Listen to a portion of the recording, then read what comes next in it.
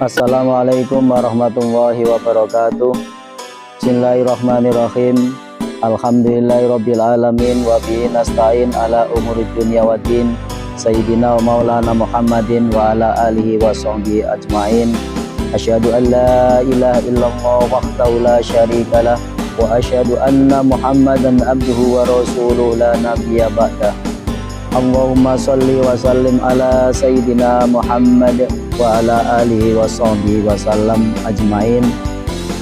Pertama, kita hormat pada Al-Mukarram Bapak Profesor Dr. Kiai Abdul Ghafur. Pemirsa sekalian yang berbahagia, marilah kita panjatkan puji syukur alhamdulillahirabbil alamin kehadirat Allah Subhanahu wa taala. Kedua kalinya sholawat dan salam semoga tetap tercurahkan kepada Nabi Muhammad Sallallahu Alaihi Wasallam. Pemirsa sekalian rahimakumullah, keimanan merupakan hal yang sangat-sangat penting bagi kita sebagai orang Islam. Iman adalah ma'rifatun bil qalbi wa qaulun bil lisan wa amalun bil arkan. Iman adalah keyakinan di dalam hati yang diucapkan dengan lisan kita dan dilakukan dengan amal perbuatan. Maka ketiga-tiganya yang namanya iman itu harus lengkap, mulai dari yakin dengan hati dan diucapkan dengan lisan dan dilakukan dengan suatu perbuatan. Yang pada akhir-akhir ini namanya keimanan semakin menghantui daripada umat manusia, sebab ada suatu kata al-imanu yazidu wa yanqusu. Iman bisa bertambah, bisa juga berkurang. Bertambahnya iman, kadang orang dalam posisi ketidakpunyaan. Bisa juga tambahnya iman pada waktu dalam posisi orang sukses.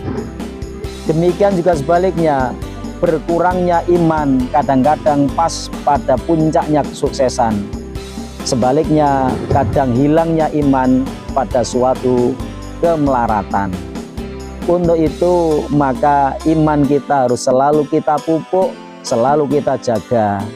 Rasulullah Shallallahu Alaihi Wasallam memberikan tips bagaimana supaya iman kita tetap berada pada diri kita. Kata Rasulullah Shallallahu Alaihi Wasallam, jaddidu imanakum biqauli la ilaha illallah. Perbaruilah imanmu dengan selalu membaca la ilaha illallah.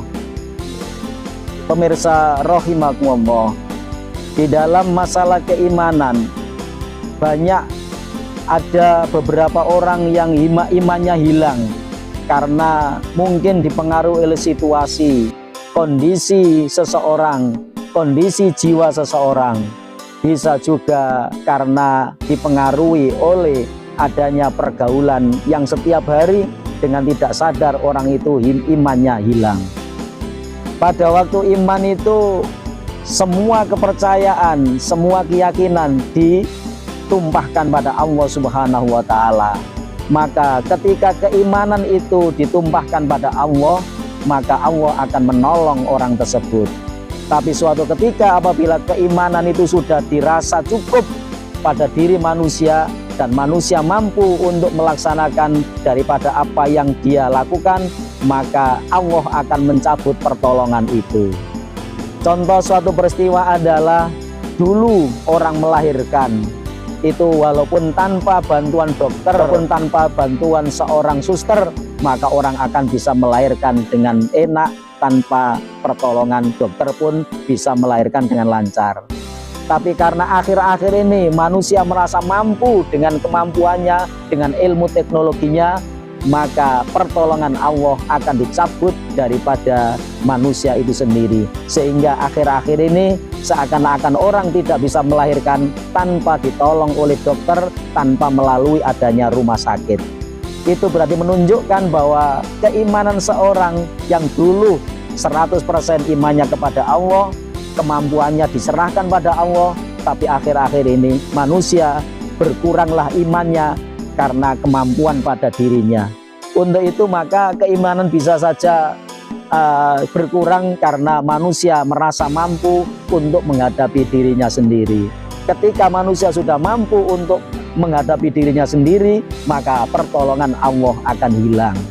Contoh yang lain yang sekarang terjadi adalah bahwa ada beberapa orang yang pada akhirnya hilangnya iman karena adanya teknologi yang sekarang berkembang. Karena dengan teknologi itu manusia merasa mampu untuk menghadapi dirinya, untuk mencukupi daripada segala kebutuhannya. Untuk itu maka Rasulullah selalu mengingatkan kita, jadidu imanakum biqauli la ilaha illallah. Perbaruilah imanmu dengan membaca la ilaha illallah. Untuk itu kesempatan yang paling baik untuk menambah keimanan adalah ketika kita setelah sholat, jangan lupa kita selalu memperbanyak membaca la ilaha illallah.